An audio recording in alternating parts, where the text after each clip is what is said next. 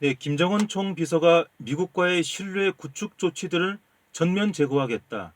또 잠정 유예시켰던 활동들을 재가동하겠다. 네, 이런 입장을 시사를 했습니다. 지난 19일 노동당 정치국 회의였죠. 미국과의 신뢰 구축을 위해서 잠정 유예했던 것들을 재가동할 수 있다. 네, 이걸 시사한 건데요.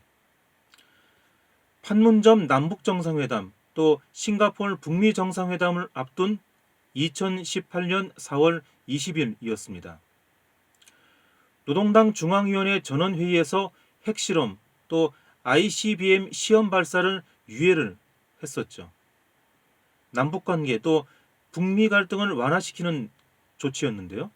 그 유예 조치를 이달 19일 노동당 정치국 회의에서 취소할 수 있다.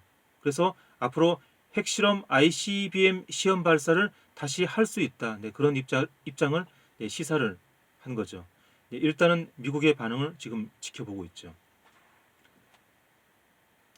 네, 이렇게 해서 북미 관계는 2018년 4월 이전처럼 다시 대결 상태로 복귀를 하고 있는데요. 근데 그때랑 다른 점이 있습니다. 그 당시는 북한이 다소 수세적인 상황이었습니다. 버락 오바마 행정부가 전략적 인내 정책을 고수하다가 북한 4차 핵실험 이후로 고강도 제재를 가했습니다. 네, 그게 2016년이었죠. 네, 그 상태에서 트럼프 행정부가 대북 압박을 한층 강화를 했습니다. 네, 그런 상태에서 김정은이 평창 동계 올림픽을 계기로 네, 유화 정책을 폈습니다. 2018년 4월의 유해 조치는 북한이 불리한 상황에서 나온 거죠. 네, 근데 지금은 북한이 불리한 게 아니라 네, 정반대죠. 지금은 북한이 유리합니다.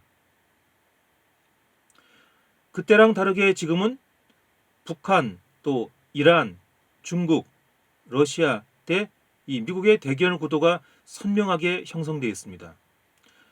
북한과 미국의 긴장 관계뿐 아니고 이란, 중국, 러시아와 미국의 긴장 관계도 아주 선명하게 되어 있습니다. 그래서 북한의 부담이 상대적으로 적은 시점이죠.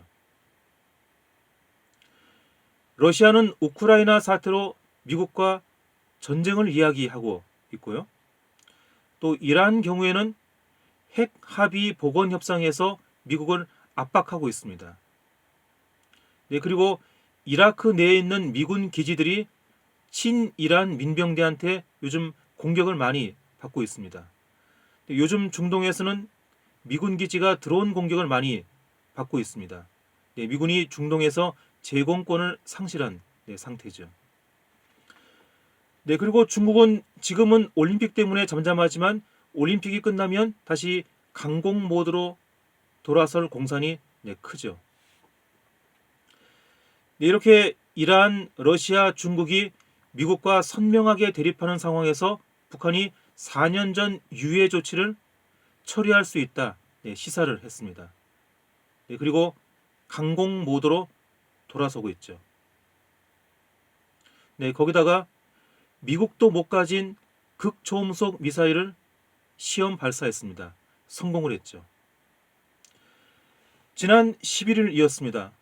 북한이 극초음속 미사일을 발사하자 미군이 미 본토 공격 가능성에 대비를 했습니다. 북한 미사일 발사 직후 15분 동안 미국 서해안 지역에서 비행기 이륙이 금지가 됐습니다. 네, 미국이 북한을 겁내고 있다. 네, 이걸 보여주는 증거인데요. 네, 지금 미국으로서는 중국, 러시아 상대하기도 벅찹니다. 네, 이런 상황에서 작년 8월에 출범한 이란 라이시 정권이 미국을 강하게 밀어붙이는 데 이어서 북한까지 이란에 이어서 강공 모드로 돌아섰습니다. 미국이 코너에 몰리고 있죠. 그리고 이런 상황에서 미국의 우방들이 지금 태도가 많이 바뀌고 있습니다. 작년 8월 15일 아프간 탈레반의 승리를 계기로 미국을 바라보는 유럽과 중동 우방국들의 시선이 점점 싸늘해지고 있습니다.